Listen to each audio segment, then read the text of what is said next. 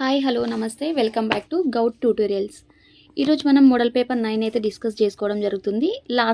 Last model పేపర్లో 9 అని చెప్పాను, బట్ అది 8th మోడల్ పేపర్. ఈరోజు మనం 9th మోడల్ పేపర్ అనేది డిస్కస్ చేసుకోవడం జరుగుతుంది. ఫస్ట్ వన్, భారతదేశంలోని న్యాయ సమీక్ష భావన ఏ దేశం నుండి తీసుకున్నారు? ఓకే, మనం రాజ్యాంగాన్ని ఫ్రేమ్ చేసేటప్పుడు అయితే మనం ఒక్కొక్క కంట్రీ నుంచి కొన్ని పాయింట్స్ అనేవి తీసుకోవడం జరిగింది. అయితే ఈ జ్యుడిషియల్ రివ్యూ అనేది మనకి ఏ దేశం నుండి తీసుకోవడం జరిగింది అని అంటే మనకి అమెరికా నుండి తీసుకోవడం జరిగింది. అయితే ఇక్కడ ఇంకొక ఈ ఆప్షన్లో ఉన్న వాటి నుంచి కూడా ఎక్కడి నుంచి ఏం తీసుకున్నారు అనేది డిస్కస్ చేసుకుందాం. అయితే బ్రిటన్ నుంచి ఏం తీసుకోవడం జరిగింది. ఓకే, బ్రిటన్ నుంచి అయితే మనకి ఏం తీసుకున్నారని అంటే మనకి పార్లమెంటరీ సిస్టమ్ అనేది తీసుకోవడం జరిగింది. ఓకే, ఏంటిది? Parliamentary system. పార్లమెంటరీ సిస్టమ్ కాకుండా ఇంకేం తీసుకున్నారు అని అంటే మనకి స్పీకర్ సిస్టమ్ అనేది కూడా తీసుకోవడం జరిగింది. ఈ స్పీకర్ సిస్టమే కాకుండా ఇంకేమేమి తీసుకున్నారు అంటే మనకి రూల్ ఆఫ్ లా తీసుకోవడం జరిగింది. ఇంకా సిటిజన్షిప్. ఓకే, ఈ సిటిజన్షిప్ అనేది తీసుకోవడం జరిగింది. Next one, Canada. Next option Canada. అయితే మనకి కెనడా నుంచి ఏం తీసుకున్నారు అని అంటే మనకి అవశిష్ట అధికారాలు. ఏంటివి? అవశిష్ట అధికారాలు. అవశిష్ట అధికారాలు కాకుండా ఇంకేం తీసుకున్నారు అంటే మనకి స్టేట్స్కి అయితే గవర్నర్ని నియమిస్తాం కదా, ఈ గవర్నర్ని ఎలా నియమించాలి అన్న పద్ధతి కూడా మనకి ఎక్కడి నుంచి తీసుకోవడం జరిగింది అంటే మనకి కెనడా నుంచి తీసుకోవడం జరిగింది. ఇంకేం తీసుకున్నారు అంటే మనకి సుప్రీంకోర్టు సలహా. ఏదైనా మనకి సుప్రీంకోర్టు సలహా అనేది కూడా మనకి కెనడా నుంచి తీసుకోవడం జరిగింది. నెక్స్ట్ ఐర్లాండ్ నుంచి ఏం తీసుకోవడం జరిగింది అంటే మనకి డిపిఎస్పి అయితే ఏవైతే ఉన్నాయో ఈ డిపిఎస్పి మరియు ఇంకా ప్రెసిడెంట్ని ఎన్నుకునే విధానం, ఎవరిని? రాష్ట్రపతిని ఎన్నిక. ఓకే, ఇంకేం తీసుకున్నారు? రాజ్యసభకి నామినేటెడ్ సభ్యులు అనమాట. ఎవరిని? రాజ్యసభ నామినేటెడ్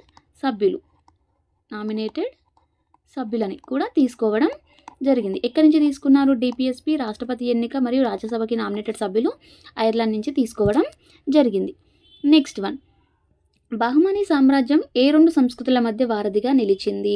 ఓకే, బహుమనీ సామ్రాజ్యం అనేది ఒక మిక్స్డ్ కల్చర్స్ అనేవి వాళ్ళు యూజ్ చేయడం జరిగింది. ఏ కల్చర్స్ అంటే అవి మనకి ఉత్తర దక్షిణ భారత సంస్కృతులు వాళ్ళు యూజ్ చేయడం జరిగింది. ఓకే, నార్త్ సౌత్ రెండు కలిపి వాళ్ళు వాళ్ళ కల్చర్స్ అనేవి చేయడం జరిగింది. అయితే ఈ రెండు కలిపి మనకి కొత్తగా ఏమొచ్చింది అంటే మనకి దక్కన్ సంస్కృతి. ఏ సంస్కృతి? దక్కన్ సంస్కృతి అనేది ఆవిర్భవించడం జరిగింది.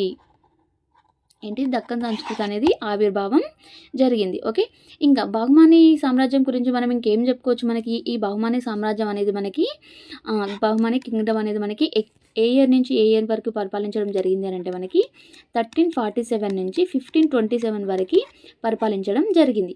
అయితే మరి ఈ సామ్రాజ్యాన్ని ఎవరు స్థాపించారు అని అంటే మనకి అల్లావుద్దీన్ హసన్ బహుమాన్ షా. ఎవరు? అల్లావుద్దీన్ హసన్ బహుమాన్ షా స్టార్ట్ చేయడం జరిగింది. అయితే ఇతనికి ఇంకొక పేరు ఏంటిది అని అంటే మనకి హసన్ గంగు. ఓకే, ఏమని పిలుస్తాము మనం?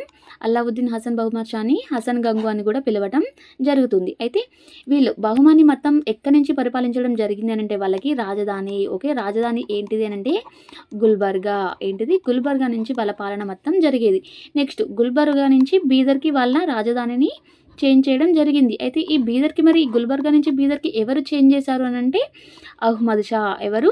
అహ్మద్ షా అనే అతను చేంజ్ చేయడం జరిగింది. ఓకే, తర్వాత ఏమైంది? ఈ బహుమనీ సామ్రాజ్యం అనేది కలహాల వల్ల 5 డిఫరెంట్ ప్లేసెస్ లాగా డివైడ్ అయింది. ఈ కింగ్డమ్ అనేది 5 కింగ్డమ్స్ లాగా డివైడ్ అయింది. అయితే ఈ 5 కింగ్డమ్స్ అనేవి ఏంటివి కూడా మనకి చాలా చాలా ఇంపార్టెంట్. ఓకే, ఏ ప్లేస్ల నుంచి జరిగింది? 5 ప్లేస్ల నుంచి ఇది పరిపాలించడం జరిగింది. ఓకే, ఏంటివి ఆ 5 ప్లేసెస్ ఏంటివి అంటే మనకి బీజాపూర్. ఓకే, ఏంటిది? బీజాపూర్. ఇంకొకటి ఏంటిది? గోల్కొండ. ఓకే, థర్డ్ వన్ ఏంటిది అని అంటే అహ్మద్ నగర్. ఏంటిది? అహ్మద్ నగర్. నెక్స్ట్ వన్ ఏంటిది? బీదర్, ఇంకా బేరార్. ఓకే, ఈ 5 ప్లేసెస్గా ఇది డివైడ్ అవ్వడం జరిగింది. ఓకే, ఇది బహుమనీ సామ్రాజ్యం గురించి కొంచెం ఇంపార్టెంట్ అన్నమాట. Next one, world environment day is celebrated on. ప్రపంచ పర్యావరణ దినోత్సవం ఎప్పుడు జరుపుకుంటారు? ఓకే, మనకి ప్రపంచ పర్యావరణ దినోత్సవం అనేది మనకి ఎప్పుడు జరుపుకోవడం జరుగుతుంది అని అంటే మనకి June 5th జరుపుకోవడం జరుగుతుంది. ఓకే, June 5th ఎక్కడుంది? Option C. So here option C is the right answer. అయితే జూన్ 5నే మనకి ప్రపంచ పర్యావరణ దినోత్సవం ఎందుకు జరుపుకుంటారు అని అంటే మనకి ఫస్ట్గా మొదట్లో ఇది 1972లో ఎక్కడ అనంటే స్వీడన్లో 1972 ఈ స్వీడన్లో ఫస్ట్గా సమావేశం జరిగింది. దేని గురించి అనంటే మానవ పర్యావరణంపై దేని గురించి మానవ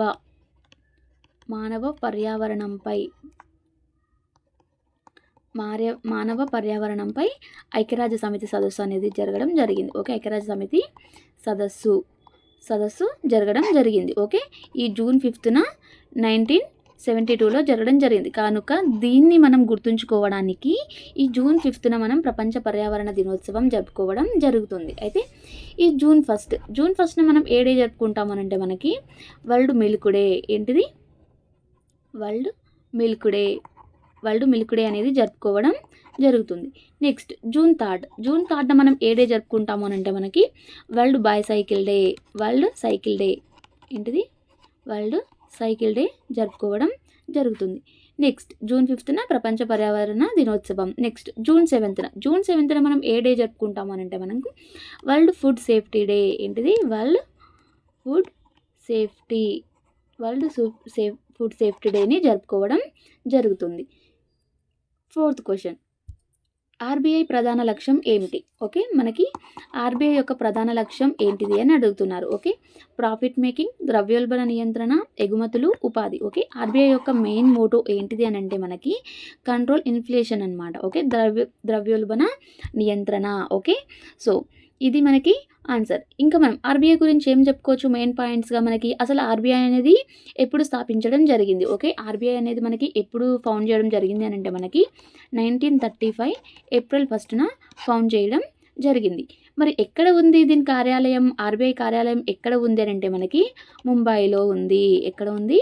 ముంబైలో ఉంది. ఓకే, ఇప్పుడు మనకి ఇంకా కరెంట్ అఫైర్స్లో చూసుకుంటే ఏం చేయవచ్చు మనకి ఈ ఆర్బీఐ ప్రెజెంట్ గవర్నర్ ఎవరో చెప్పుకోవచ్చు. ఓకే, ఆర్బీఐ ప్రెజెంట్ గవర్నర్ ఎవరో మీరు కమెంట్ చేయండి. ఓకే, నెక్స్ట్ వన్ కావాలి అని అడుగుతున్నారు. మీకు కనుక పీడిఎఫ్స్ కావాలి అని అంటే మీరు ఖచ్చితంగా టెలిగ్రామ్ ఛానల్లో జాయిన్ అవ్వండి. టెలిగ్రామ్లో ప్రొవైడ్ చేయడం జరుగుతుంది. అవర్ అనే పదం ఎక్కడ వస్తుంది అని అడుగుతున్నారు. ఓకే, ఈ 0 అవర్ అనేది మనకి ఎక్కడ వస్తుంది అంటే మనకి పార్లమెంట్ ప్రొసీడింగ్స్లో వస్తుంది. ఏవైతే మనకి పార్లమెంట్ కార్యకలాపాలు ఉంటాయో అక్కడ మనకి ఈ 0 అవర్ని చూడొచ్చు. ఓకే, ఈ 0 అవర్ అనేది మనకి ఎప్పుడు జరుగుతుంది అని అంటే మనకి 12 o'clock డిస్కస్ చేయడం జరుగుతుంది. అందుకని దీనికి 0 అవర్గా పేరు పెట్టడం జరిగింది.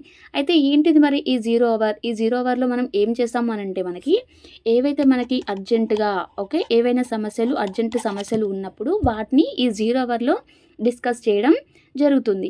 అయితే మరి 0 అవర్ కన్నా ముందు ఏ అవర్ ఉంటుంది అంటే మనకి క్వశ్చన్ అవర్ అనేది ఉండడం జరుగుతుంది. ఈ క్వశ్చన్ అవర్లో మరి ఏం చేస్తామనంటే మనం ఎవరైతే మినిస్టర్స్ ఉంటారో వాళ్ళకైతే ఆ మినిస్టర్స్కి ఏ శాఖలు అయితే ఉంటాయో ఆ శాఖల పనితీరుపై ప్రశ్నలు అడగడం జరుగుతుంది. ఓకే, ఈ ప్రశ్నలు అనేవి ఏ విధంగా ఉంటాయంటే మనకి ఈ ప్రశ్నలన్నీ డివైడ్ చేయడం జరిగింది. ఓకే, ఎలా డివైడ్ చేశారు అని అంటే స్టార్ మార్క్ గల ప్రశ్నలు. ఏంటివి?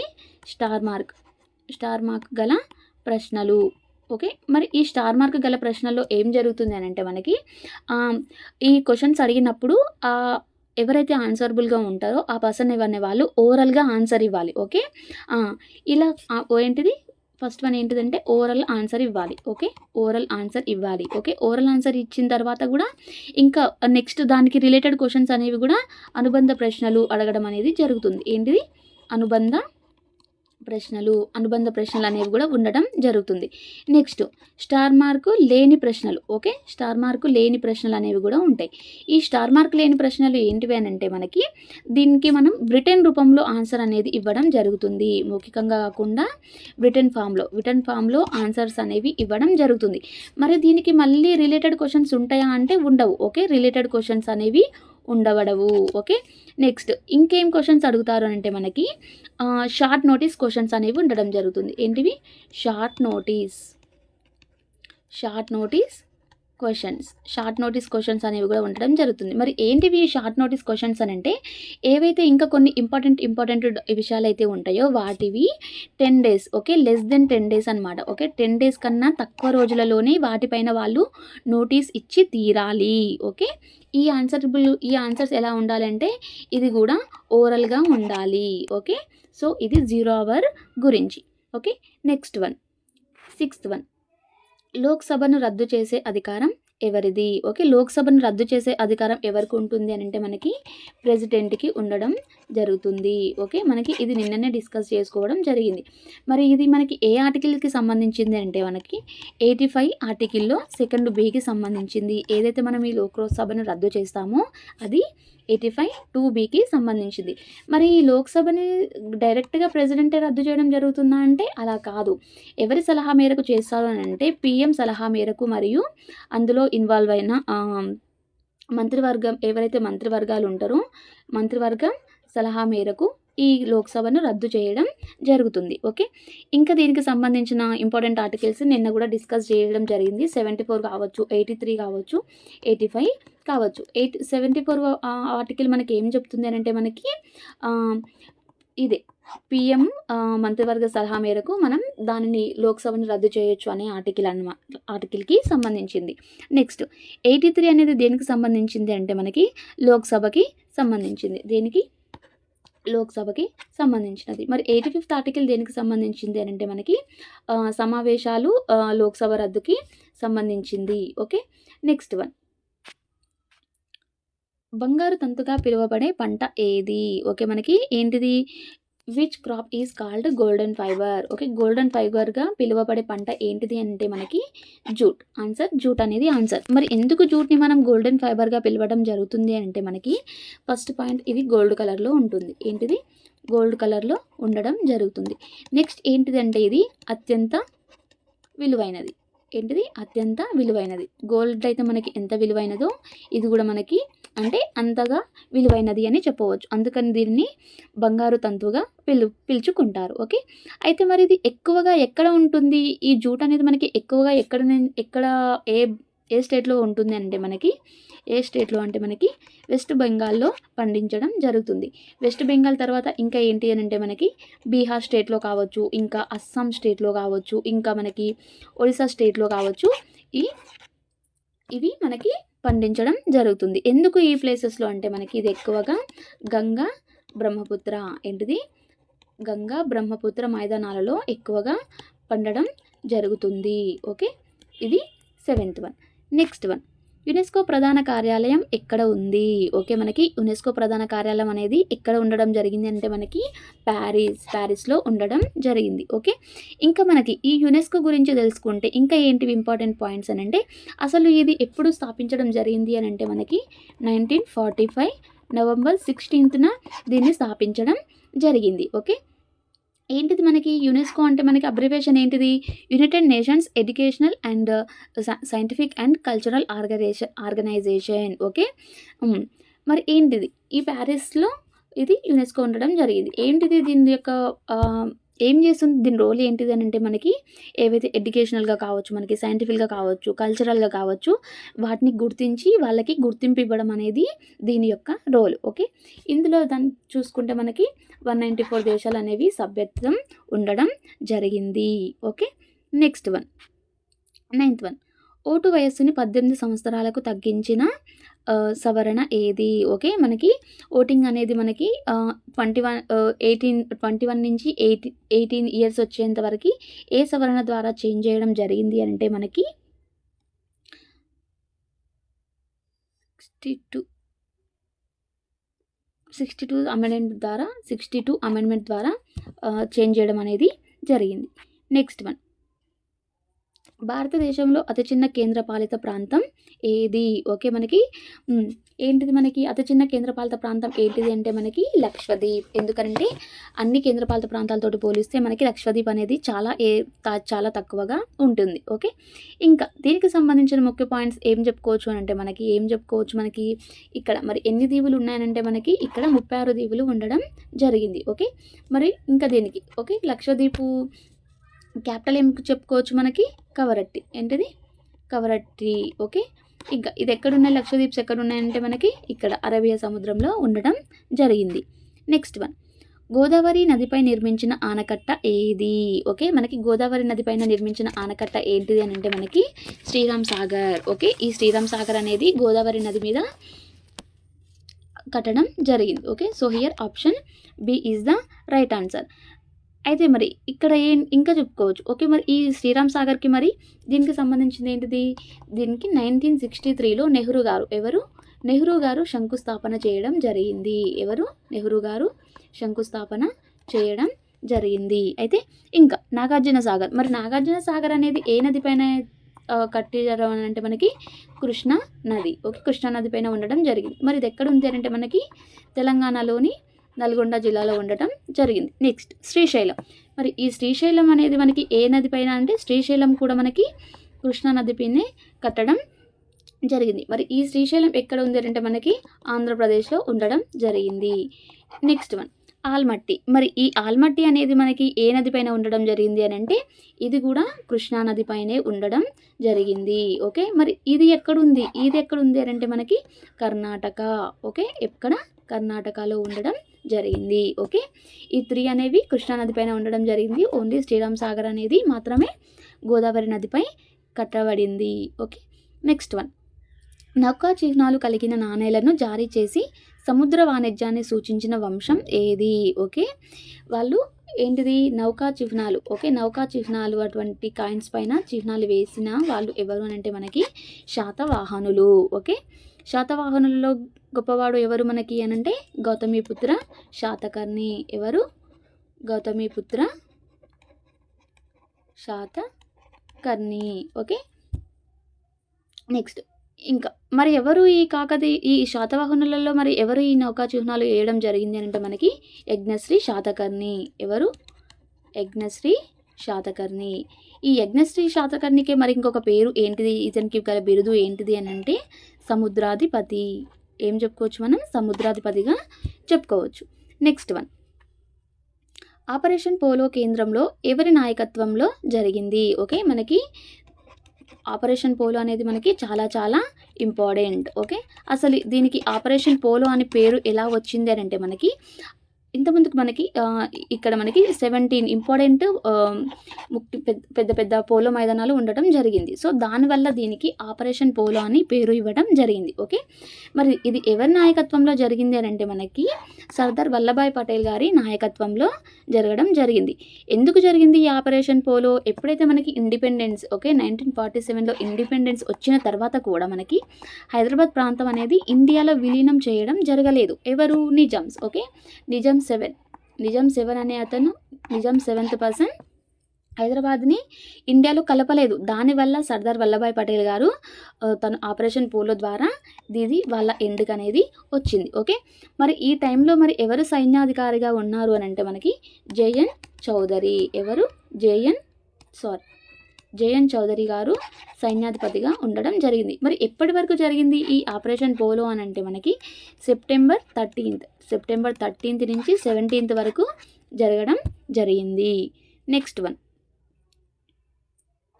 రామప్ప ఆలయానికి యునెస్కో గుర్తింపు లభించడానికి కారణం ఏమిటి? ఓకే, ఇందాకనే మనం యునెస్కో గురించి డిస్కస్ చేయడం జరిగింది. అయితే ఈ రామప్ప ఆలయానికి యునెస్కో గుర్తింపు లభించడానికి కారణం ఏంటిది అని అడుగుతున్నారు. ఓకే, కారణం ఏంటిది అంటే మనకి కాకతీయ శిల్పకళ వైభవం. ఓకే, ఒక ప్లేస్కు యునెస్కో గుర్తింపు రావడం అనేది అంత ఈజీ ఏం కాదు. అయితే మరి ఈ రామప్పకి ఏం బేసిస్ చేసుకొని ఈ గుర్తింపు అనేది ఇవ్వడం జరిగింది అని అంటే మనకి కొన్ని రీజన్స్ ఏంటివంటే శాండ్ బాక్స్ టెక్నిక్. ఏంటిది?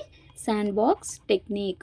ఏంటిది శాండ్ బాక్స్ టెక్నిక్? మరి ఈ శాండ్ బాక్స్ టెక్నిక్లో ఏం జరిగింది అని అంటే ఈ రామప్ప ఆలయంలో పునాదిలో వాళ్ళు ఇసుక పోయడం జరిగింది. ఓకే, ఈ శాండ్ బాక్స్ టెక్నిక్ ద్వారా వాళ్ళు పునాదులు వేయడం జరిగింది. ఇంకొక కారణం ఏంటిది అని అంటే ఫ్లోటింగ్ బ్రిక్స్. ఏంటిది? Floating bricks.